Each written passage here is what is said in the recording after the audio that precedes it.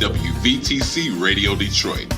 You can find us on Facebook, YouTube, our website, www.wvtcradio.com, or download our WVTC app from the Play Store for Android users and the App Store for iPhone users.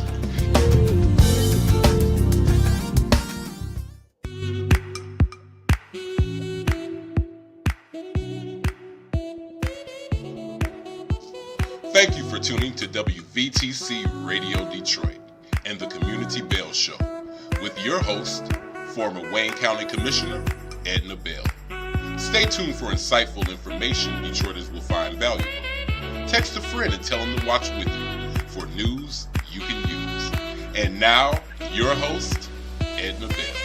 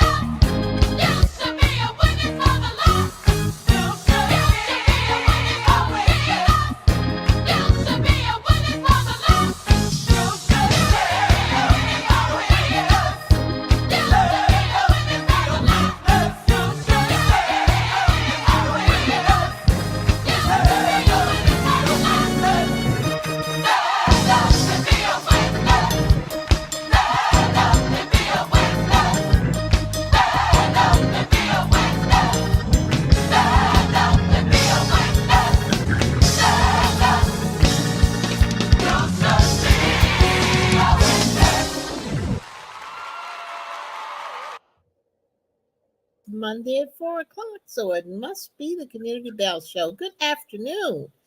Thank you so much for joining us. I am so happy to see you all as well. Life is good. It's a little cloudy in Detroit, but that's all right. We're here and we can make it sunshine just by talking. I am so glad to have all of you with us today. We have something very, very special that I'm going to introduce today, and you're going to just love it. Many of you have heard this young man on the show before. His name is Dwight Harris, and guess what? From now on, every second Monday is going to be Dwight Harris, and he's going to talk about all of the things he's involved in. He's going to have some people come on that you're going to love to meet. You're going to get such wonderful information about helping folks who we need to help. people who have been down in their luck. They've been incarcerated.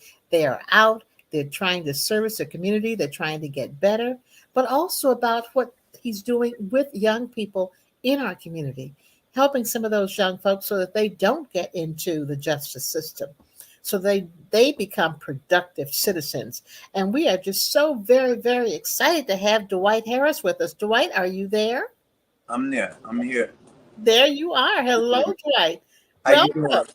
How So you every second Monday, you will see at 4 o'clock now, Mr. Dwight Harris and his show. And I told Dwight to decide what's the name of the show going to be? What are you going to call it? What did you do, Dwight? What did you decide on? So what I did ask a whole bunch of people, like, what should I name the show? I wanted to know, like, what did people think about the things that I talk about, the topics, how I talk about them, and what name would be parallel to what I do on the show. And so it was two different names, but I like the Camera Check Show because with the camera check, everything that we do, we must take a camera check. A lot of times we don't take a camera check. We don't look at things the way we should. I believe that we need to look at things objectively. Every time we look at something, I think we need to look at the reality of it, and we need to look at the facts. When we're able to look at the objective reality and the facts, that's the camera check. A lot of times things come in between that camera check, the reality, making an irrational decision to making a rational decision. And those emotions that fall in between that is the problem that we have in our community socially. And it's the emotion and the ego and the pride, all those things getting in the way from us doing our civic duty and keeping in the standards of being Americans in this country. Okay, so the camera check that's The what's camera going to check. be Dwight Harris and the camera check. All It's the right. camera check show. All right, love it. The camera check. And you're going to be bringing people on and talking about all of those times when we're about to take the picture and we said, oh, check the camera. Yeah, we got to look at it. Before It's like you what do we what do, you we're gonna take a camera check. We're gonna look at it. We're not just gonna believe. We're not just gonna just go with what anybody say. We have the wherewithal to look at things just like anybody else. It doesn't matter where you come from. It's just how you listen, how you hear things. One of the things that you say is that people need to read. I'm starting to understand what you mean when you say our people don't know how to read. Like they can read the letters, but the comprehension of what it is they're reading, we're not able to apply those things because something is in the way. Coming from where I come from and looking at the things, the way that I look at it, I learned in the box. I like to tell that. That's a story in itself. And to be able to see things the way I see coming from there and my studies, I want to be able to bring other people on the show to be able to talk about the issues because there's a variety of wide range of perspectives about what it is we're going through, especially today with our children and society. Absolutely. And when you mentioned, you heard me talk about people need to read, and you hear me talk about that all the time. And sometimes people see the words, Yes. but they're not putting them together. They're not Yes. reading what they're really saying to us. And helping young people do that is paramount to Yes. all of what we do, all of what we say. We've got to help people really read and understand what they're reading. Yes. I agree. And so I'm just a camera check. I love it. Camera I check. love it. We got it. We got to take a camera check though. I love You it. know, Camera check. So what have you got for us today, Mr. Harris? So today I want to talk about the state of our youth.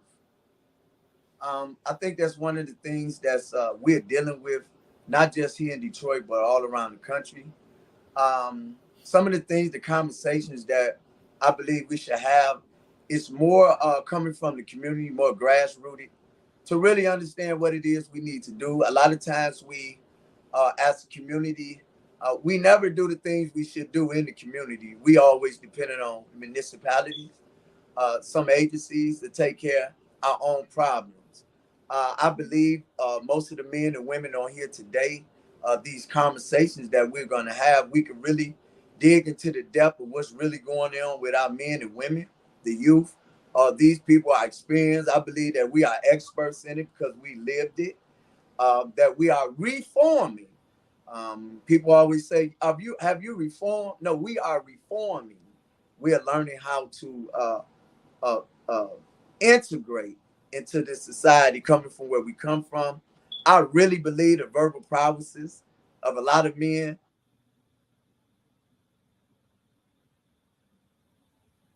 Sorry, but I believe that the verbal prowesses and what it is that need to be done, I think people need to hear that. Like hearing me, I believe there's so many other people that can, when you hear them, you will hear them in a whole different way. I think we'll see issues and want to deal with issues in a whole different way. I believe that my work is intrinsic, mean it's different. Like I spent so many years in prison, but I want people to understand how we dealt with violence in prison. Like you got to remember that was a whole nother world. That the people that y'all held accountable out here came to prison with us. We want people to understand how we were civilized. What civilized me? I'm that child that we're looking at. Like a lot of people don't see that. So I want people to be able to really, these conversations we're going to have can really dig into the depth of it. And I know from this station, we will be able to really reach people and they can hear us and we can really sit down and have some dialogue about what it is we need to do. I love it. Well, your show, go for it. Okay. So I'm not for sure how many people we got on here. I know I got, oh, there we go. There we go. So I'm glad you put him on first. This is Demetrius. I call him Meech Grizzly. I met him some time ago. I want to say a couple months ago. And I went to Persian High School for the Peace Day. And when I got there, I seen him and a lot of the other gentlemen greeting the children that was coming to school that morning. And we was greeting them with peace and we had all white on. And so he has a program similar that aligns to the issues and the thing that we need done in the community. I really believe that there's a lot of illusions when it comes to the ideology of our youth and what they're following. People are misleading our youth when it comes to not mentorship, but our rap, the industry, our entertainers and things like that. People that our children listen to haven't took a responsibility upon themselves in this society. I believe that Meech, who's very influential in the community. As you hear, he will co-host and my shows with me as we progress. I believe that his verbal prowess is really like I'm 54 years old. I'm probably 2 years him, right? Although I believe his verbal prowess is really applied today and what we're dealing with our children. I really believe Meech has the capability to really reach a big majority of children in our community, and that we need his voice, we need him, we need his body, really to change it. But I really want people to meet him and understand where we're coming from. It's an inclusive platform, meaning that it's different. You will hear things different, how we deal with it. But however, we do respect municipality and we respect both sides. One of the things I see with a lot of leaders, they don't even know the difference in sides, where we at and how we represent our community, whether we're from community or you're working with the accountability side. Where on this platform, you find a young guy that's willing to walk on the accountability side. That's hard. And continue to be solid and stand strong in this community. We're looking for solid leaders, real solid leaders. A lot of times we take away from that with a lot of the yip yap or all the parades and what it is we doing. With Meech and them been on the ground, met him on the ground. I want to talk about the state of our youth today. He's one of our first guests. I do want to continue to add more, I guess, in, but that's Meech Grizzly. He might want to introduce himself as Dimitri, but that's my partner. You'll always see me with him, Ma. I want you to meet him. I want people to meet him, and we plan on doing a lot of different engagements. But this is my this is my mentor, him. Hi, Demetrius. How are you? Hey, how you doing today? I'm good. I'm glad you are one of the first guests to be on Dwight's new show, Camera Check. Thank you. I appreciate I really do appreciate the invite. And I thank you guys a lot. Well, tell us a little bit about you. Yeah, give us so I'm gonna go ahead and host, man. So Yeah. I want you to kind of talk to us about I want to talk about the state of our youth. As we go, I want people to understand that we will introduce people more. I know they want to know more about some of the guys. You can always send comments and ask for us to have whatever type of show you want us to have. Let us know. We would come back and do part 2s or part 3s of shows if we don't get a lot of the content out. But what I want to talk about today is the state of our youth. You may not be able to go all the way, but I want you to give a brief synopsis, your thoughts and ideas about it. And then we'll go to the next guest, and then we'll get into this podcast, this thought about what it is, what we could do about the state of our youth. I think we've been having this conversation for a while. It's a real big topic. I really want you to be kind of different, kind of how we talk about it, and what makes sense in terms of dealing with our youth. I want you to give some of the experiences that you've had with our youth, such as some of the things you've done where the guys call you, you was at the gas station. People need to hear that. People need to hear that. And Demetrius.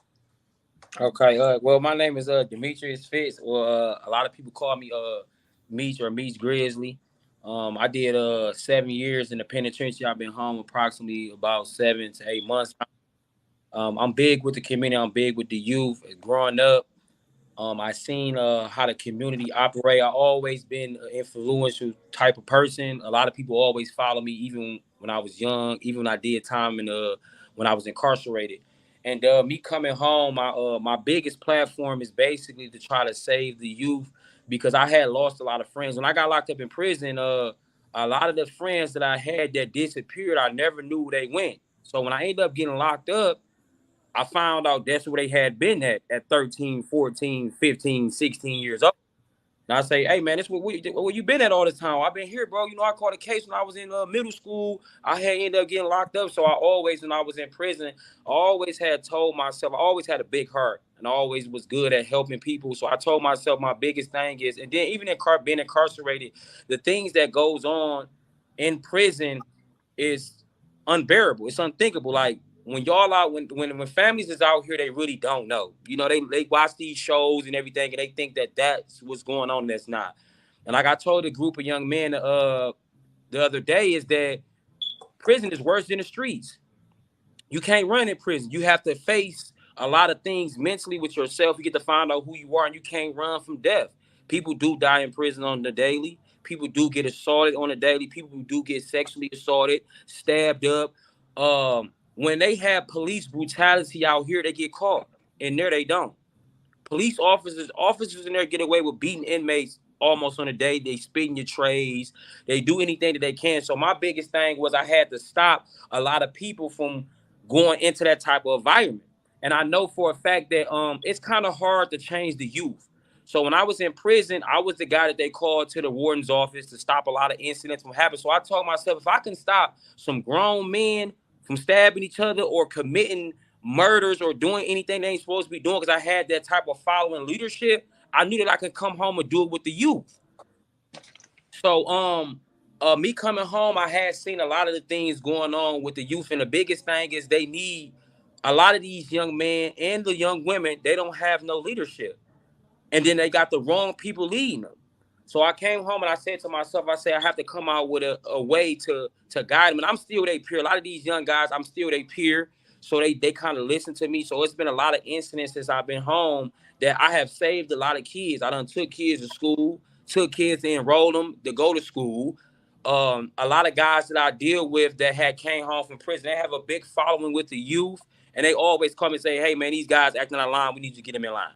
So when I go to these schools and I speak to these children, and the biggest thing is this: when you're dealing with people that's going through something, they want to talk to someone that's been through what they've been through. And when I grew grew up as a youth when they had motivational speakers come to the school. I was a kid too, so I understood exactly how these young men feel. I don't want to talk to nobody that ain't been through what I've been through.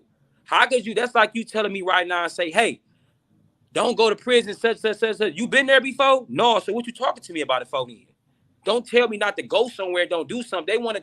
They want to feel what's going on. They want to understand what's going on. So when I go talk to these kids, I got the whole game for them. You know, they can't say, oh, you ain't never, I've been there. You ain't never been in the streets. I got a history. Look it up. Call somebody. Ask about me. So once you get their attention and say, hey, they feel comfortable. They feel like, hey, you one of ours.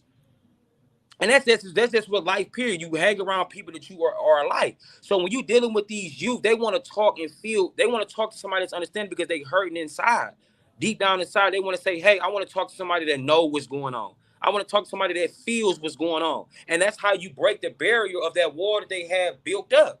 So it's been so many incidents where I get so many phone calls from these youth, hey, I want to do this, I want to do this. And they want to, and they need to understand what their purpose is of being alive. You got these schools. That's where the devil goes hunting at. And I told a lot of people, a lot of things that I learned, like my mother never taught me. My mama never taught me how to gang bang, shoot, dice, fight, none of that. I learned that in school. And this is where the youth is mostly learning. So that's why we go out and hunt these schools, motivational speak at the schools. We trying our hardest to get into the schools to say, hey, let's come in here 3 days out the week, doing lunch periods or doing class transitions, because they'll come talk to us. People want to talk to people. I'm always constantly say people always want to talk to people that they can relate to. As I talk to so many teachers, they say, I tell these kids every day, stop this. You're going to end up here. And the kids respond, say, how you know? You ain't from the hood. You can't say that to me because guess what? I'm from the hood. So then at that time, then that's when I can say, hey, what's next then? Oh, well, where you from? What you been into? Oh, you know, doggy, you know, such and such, you know this person, I say, yeah, I know everybody. And then that's when you can slowly but surely gravitate to find out what's going on. Because a lot of things wrong with the youth is they don't want to go home because of the things that's going on at home. The social media is just blocking the platform of everything that's going on in the world today. The violence is so high right now. I was used to growing up fighting, which, you know, violence is violence. It shouldn't happen. But I grew up fighting. These young men is out here killing each other left and right. We have to stop that. It's been multiple times I have saved so many youth since I've been home from committing crimes. I have got phone calls in the middle of the night, man, I feel like doing something like this, bro. I need help to do this. You have young men that got to take care of their household, and they're 15, 16, 17 years old. I've got a phone call. Hey, man, can you cash out me some money? My mom needs some tissue. My mom needs some diapers for her daughter. So I have to take care of that because if I feel like I say, hey, if I don't do this, what if I wake up in the morning, that same dude just robbed some old lady at the gas station and shot her in the head? Then I feel like that falls on me. You have these women out here having so many kids at one time that these young men and these young women are forced to grow up to be adults and not be children at that time. So my biggest platform is to basically do everything in our power that we can to save the youth. And as I always say, because it's like with committing a crime. If I pick you up and go shoot somebody in the head, you in the car, you might as well shot him in the head too. Because you was with me. And you going to jail and you're going to serve time. So I always tell myself, to the people that got the power, the resources, and the access, if you don't help us to help these youth, you might as well be going out there doing the same thing. You might as well be doing the same thing. Because if you have the avenues that we need and the tools that we need to change the world and change the youth, and you don't, you might as well be doing it too. What do you have those resources for? So we're doing everything in our power to chase and hunt down the resources that we need to take care of these youth, because they are the ones that's going to be responsible for the future. They sponges. They trying to soak up everything in the world, these phones, and we have to get on the internet platform because that's what they listening to on a daily. I just was on FaceTime the other day, which was Friday. Do y'all know that the kids had an Xbox One in the middle of the classroom playing a shooting game on a teacher's projector in the school? And I told the young man that I was FaceTime, I say, bro, 3 of the kids had their feet on the desk, playing with their iPhone. 2 of the kids had 2 controllers. They playing a video game in the school. And I asked my mans, I say, this is what's going on in the classroom? Y'all playing Call of Duty? Y'all supposed to be learning something? And the teacher's so afraid to tell him what not to do because he think he gonna get shot in the head maybe. Or get something may happen to him. You can't tell the youth nothing. You can't save them. So what our thing is, we have to get more people like us. They say, okay, well, you guys committed y'all crime. Y'all did what y'all did. Y'all returning citizens. Well, we can't have y'all on these type of platforms. But every time something happened in the community, y'all call us. Y'all calling us. Y'all calling criminals that y'all saying that it's so many people that's locked in right now that I know for a fact that can change the world. And they out here doing it right now today. They out here doing it right now today. Soon as something happened in the community, 90% of the people that show up to these incidents is guys that was incarcerated. We have stories to tell. We have real life things going on because every child is going to always say, how you know? What are you going to say to them when they ask you how you know? I don't know. I heard it from somebody else. I don't want to hear that. I want to hear something from somebody. I want to know how, because growing up as a child, I'm going to say this. They'd say, hey, don't do this. But you never told me why not to do it. If you say, hey, don't touch that stove, you're going to get burnt. They don't know what getting burnt is. And then what happens? The child end up touching the stove. As soon as they get burnt, I bet you they won't touch that stove no more. You're not telling me properly and say, hey, young man, if you carry that gun and you keep carrying it, this is what's going to happen. This is how this works. They don't say that. They just say, stop carrying the gun. So I'm going to keep carrying it. You ain't telling me why not to do it. You're not telling me and say, hey, if you keep hanging with these guys, your parents always say, don't, but you don't say why don't. Well, you have to get these young men out here why, reasons why. Me and Dwight have went to so many events, and when we get to talking about why don't do something and the after effect of it, that's when we catch their attention. That's when they start listening. Then after the fact, that's when they come shake our hand and say, man, I want to change my life. Give me your phone number. I want to do this. I want to do this different, because now they know the repercussions and the consequences that comes with what they doing. All right. I love it. And we need to have more of them hear your story and hear from you why not and what the good reason is. Dwight, you've got another young man in the waiting room, Dion Ridgenell. Yeah, let him come in. So Dion is he's an activist in the community. He did time as well.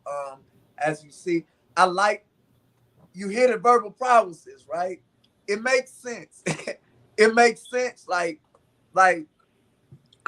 when I say inclusionary, I mean that type of platform. I mean a platform where it can be heard, like you can hear it, not just from an educated standpoint, but from the experiment of what to actually experience what it is we're talking about. So when I think about our children, I think about the people that been through it. I think about the people that can have the mental capacity to talk about it after going through what they've been through. Dion Riggins is activist in the community, and the same thing. And the question to you, bro, it's from the perspective, but it's from you as an activist, doing time, been home, working, driving trucks, all the things you've been doing, and the state of these men. I want you to kind of talk about, so we did time, right? One of the things I want people to understand, where did the men go, the boys go that killed people in the 80s? They went to prison. And who was they around? So by the time I had 15 years in, kids that came to prison, who did they flock up under? Who did they come to? They came to us. So we can look at it with this perspective because we the ones that had to deal with the kids. No, the older ones that dealt with us. The older ones, the ones that taught us how to read in prison. The officers, I didn't go to school or nothing in prison. I learned in the hole. So this perspective from where we come from, we can look at our kids from a whole different light. They're not real killers, because once they come through Jackson, all that's gone. They changed the whole thing. So I look at it like, How do we deal with them from looking from that way? Because I know that you ain't ready for this. I got a slew of stories of killers and robbers and everybody in the streets that when they came to prison, no, true story. I can tell it. Anybody know me? They know. We know that it's a whole nother thing. So to be able to see these guys that act this way in the street and they killing, we want to be able to tell, like, not that part, but the other part on the other side and look at it today.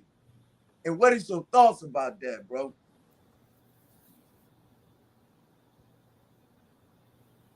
Mike. Good afternoon, people. My name is Brother D. Rigonell, and I'm an advocate. I'm a husband. I'm a father.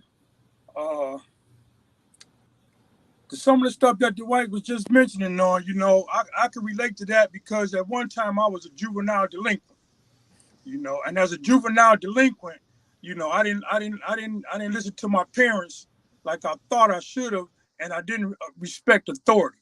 That's one thing that I didn't respect. I didn't like people telling me what to do and how to do it and when I need to do it, and that caused a conflict with me and my parents. I grew up in a single home without my father, and but I had a father.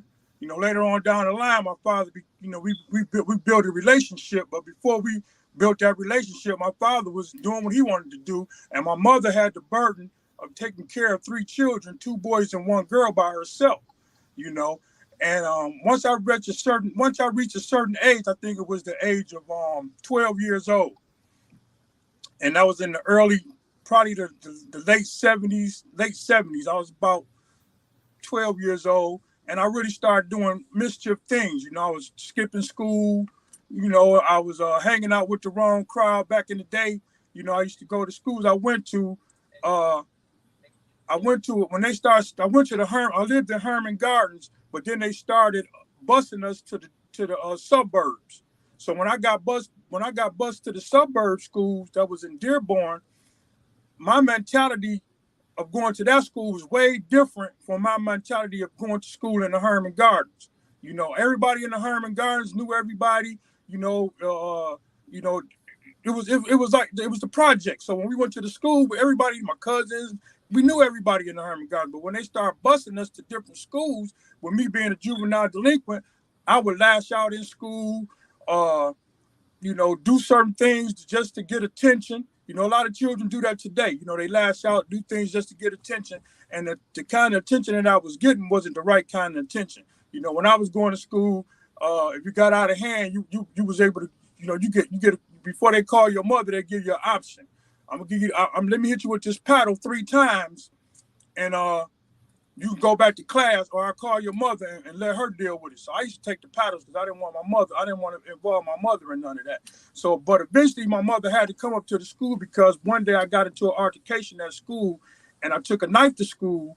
And now back in the days, people was carrying knives. We wasn't that much carrying guns. If you had a gun, you really kept it undercover and pulled it out when you needed to use it. But jumping up to now, these individuals are going to school with guns, and not just going to school with guns, they going out walking the streets with guns. But back to me, I wind up getting kicked out of all the public schools, and I went to this school called Lister. It was an all-boys school. I went to Lister. When I got to Lister,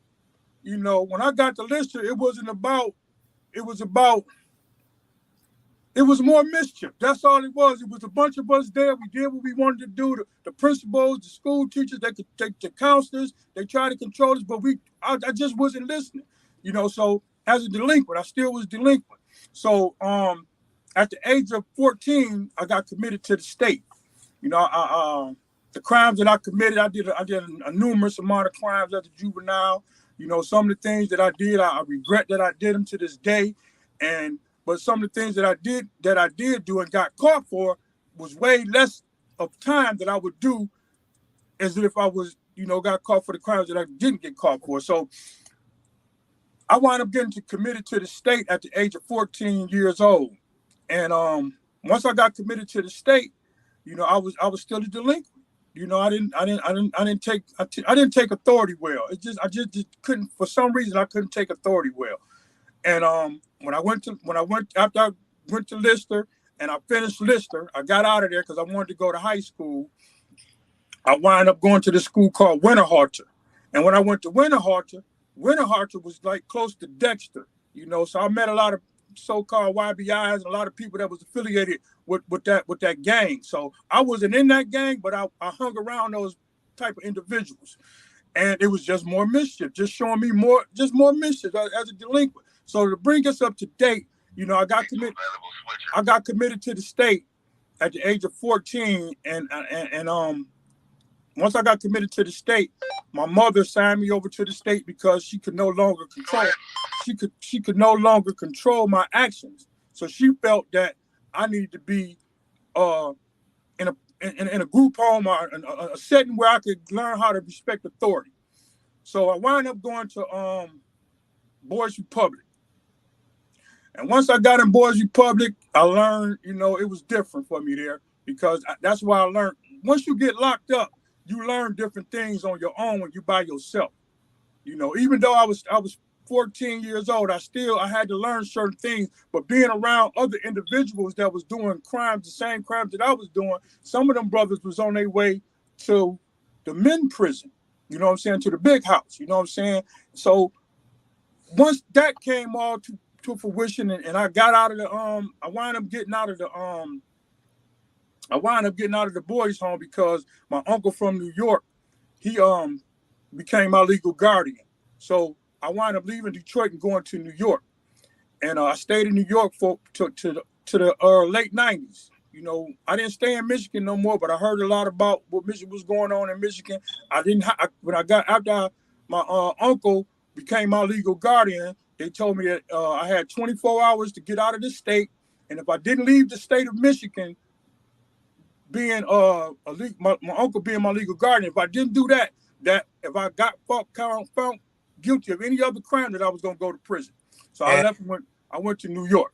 And so when you look at our children now and our youth now, like you've been on the streets, you've been out here, you've been doing work with a lot of the organizations, and what do you think about them now? Now our children, in contrast to you, that's a good perspective. Okay, our children today are being misled.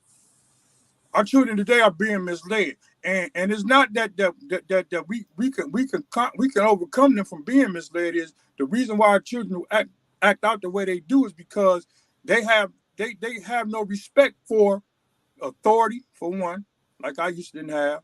For two, they don't know who they are. They don't really know what they want to do in life besides the things that they are doing to get accepted by their peers. So with them doing the things that they do now compared to what we did back in the day, it's the same. It's the same thing, you know, because the music that they listen to, you know what I'm saying? You know, I was just listening to NWA the other day, and I was working out with my son, and I'm like, dang, my son, he just said they've been talking like this for a long time. You know what I'm saying? Easy E talking about shooting up this and shooting up that. You know what I'm saying? So that influences children. You know what I'm saying? When like it's some of the music. I'm not gonna get in particular to the music that can drive you to going out here doing things mimicking what the music say, because that's how we feel when we listening to that music. You know what I'm saying? If we ride in our car and we pump ourselves up, that's what pump us up. And now it's to the fact that they even got, you know, they making drugs. You know what I'm saying? They making drugs possible for us to get. You know what I'm saying? When we was coming up, we'll get a nickel bag of this, a nickel bag of that. You know what I'm saying? And if some people wouldn't sell you no weed because they'd say, man, your mother, your father ain't about to, you ain't supposed to be doing that. But nowadays, anybody can get it. You know what I'm saying? Anybody can get that. You know what I'm saying? And they smoking weed at 12 years old, 11 years old, 10 years old, you know, and they adding stuff to it. So that alters their mind as well. So now they really getting into that character of the music that they listening to. Yes. So they just being misled. You know what I'm saying? And not to say all children are like that, but you know, you get some children that don't have no choice but to be what they are because it stems from their parents as well. Yeah. You know what I'm saying? Their parents is presenting this to them in front of them at a young age. You know, we need to stop doing stuff in front of our children. Yeah. You know what I'm saying? Stop talking to our children a certain way. If you're talking to your children at 5 years old to 10 years old and you calling them this and you calling them that, that's the vocabulary that they have now. So they're going to go out and they're going to go to school and they're going to call the teacher that. You know what I'm saying? Are they going to go out? Are they going to reflect what they've been taught? Right. So it's just a process of and reaching the child's mind. So my thought about our children comes from me as a child. I've been home 11 years. One of the things I want people to understand that if you do time in prison, it's like being in this big old capsule with a bunch of stuff going on every day. You can't imagine what goes on up under this bubble, right? But in it was I was a kid when I went in there. I was 18 years old. The reason I reflect, a lot of people say, well, why you always talk about that? Because that's where I grew up at. That's where all the bad boys came. We created gladiator school. We learned how to fight we learned how to fend for ourselves. There were boys that came to prison that could not fight, that needed a knife when he got there. He had to find something that would give him the strength to grab it to protect himself, right? Mm-hmm. When I talk about our children, I look on that perspective because that's where I got it at. So when I come back right here to where the reality of the thing, it's like, what do we do? What do I see in the last 11 years since I've been home? We'll do a camera check, right? Mm-hmm. I worked for Ceasefire. Nobody knew that. I worked for Ceasefire as a social worker from CAS, Children Aid Society. I was at the table when we talked about it with Ike McKinnon and them about what are we doing with it after whoever left office or whatever.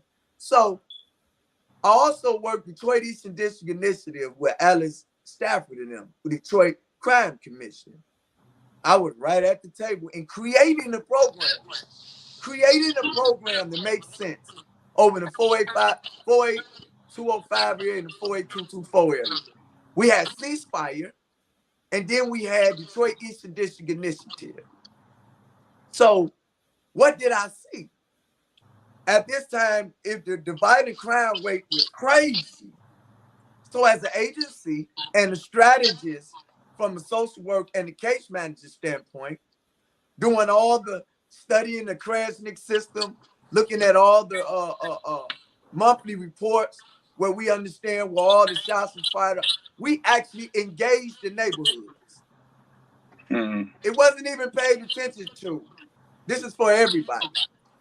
People that know what I'm talking about. And other people, I'm trying to be descriptive about where our issues at. So, and what I seen, I canvassed the whole 48205 and 48224 area. All the information that 9th Precinct and the 5th have from over there is what we did years ago. Those engagements were so powerful. But one of the things I seen, because the work was so intrinsic, I set up engagement. I set up resource tables on Kelly and Morose, where they was killing and robbing at that month. They had more killings and robbings at that gas station ever. So the intrinsic work. And so when I sat on the corner, me and my people, the ones that had the heart to do it, a lot of people say, I'm not going over there where they killed 5 people on and robbed the man and dragged him through the alley. They say they not, even the police, trained soldiers, Detroit soldiers, they wouldn't go. So we created that. We went, we put a banner up, and we addressed everybody that came through there at the corners with canned goods and stuff, and we got all the contacts. With that, I was able to get to the households and meet the kids. The focus was on adults, though. Come to find out, the kids was living on their own. Even though they was in the household, they wasn't eating sufficient. They didn't have sufficient clothing, shoes, socks. They didn't know how to keep their hygiene up. They didn't brush their teeth every day. There was no order or structure in the household. The mother worked. She might have been abused by the dude. Got all kind of dudes coming in out the house.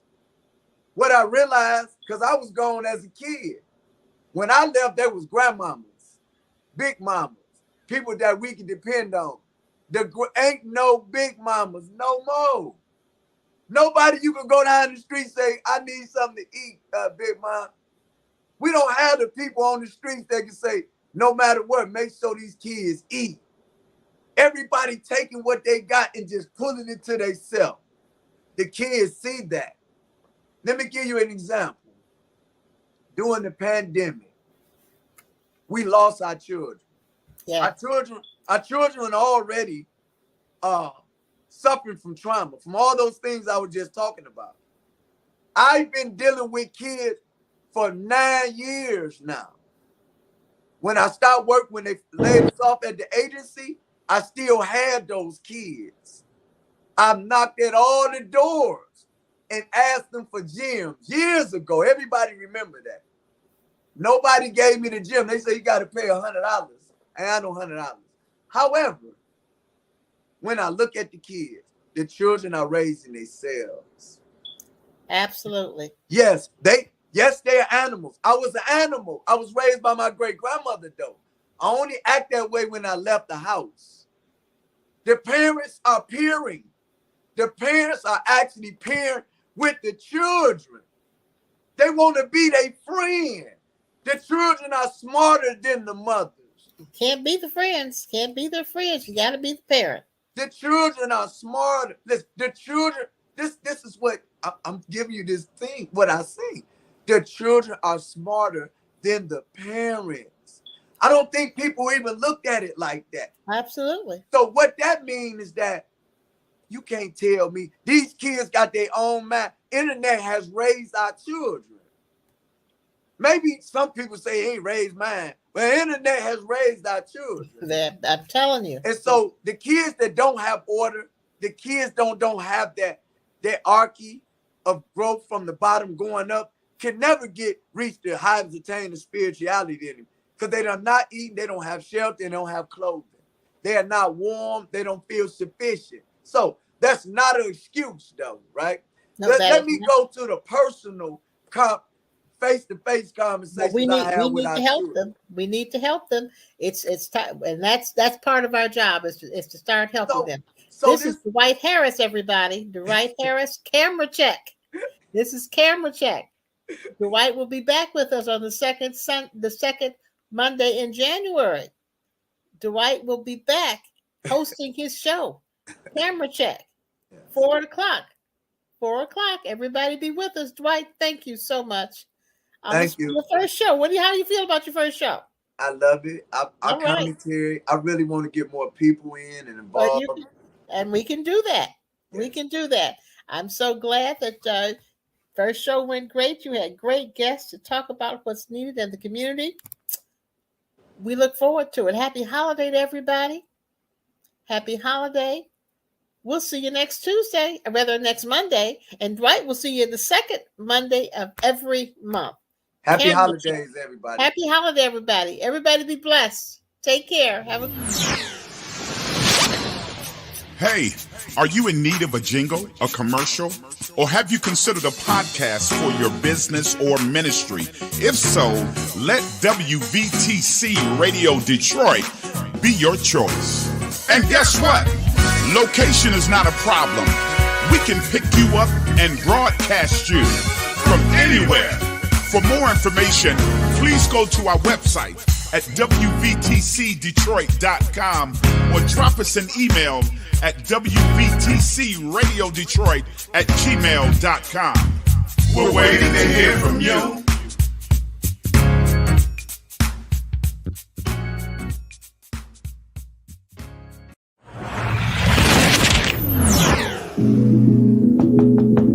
Opportunity is knocking at your door.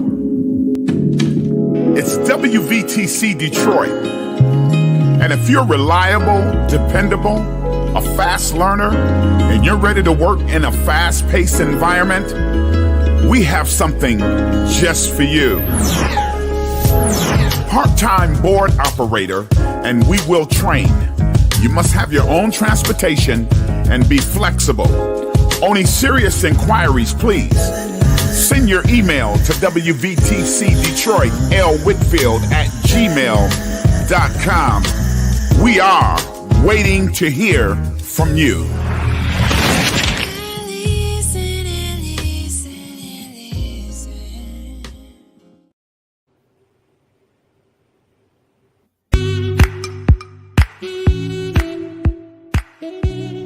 Thank you for listening to Community Bell with your host, former Wayne County Commissioner Edna Bell.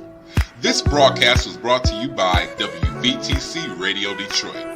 You can find us on Facebook, YouTube, our website, www.wvtcradio.com, or download our WVTC app from the Play Store for Android users and the App Store for iPhone users.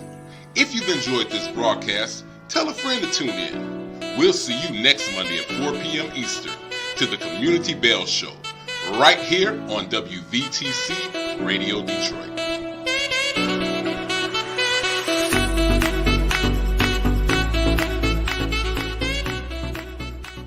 You're listening to WVTC Gospel Radio Detroit, and we're flowing in the Spirit.